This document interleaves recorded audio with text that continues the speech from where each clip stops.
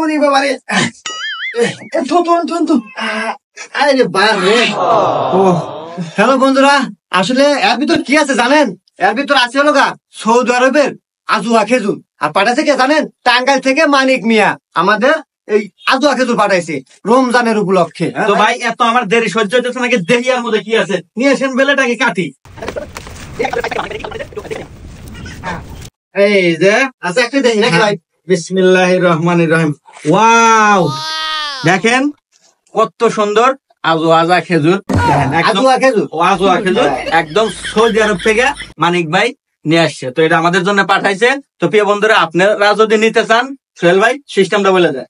তো ঘটনা হচ্ছে এই খেজুরটা একদম অরিজিনাল 1 নম্বর খেজুর, আজুয়া খেজুর।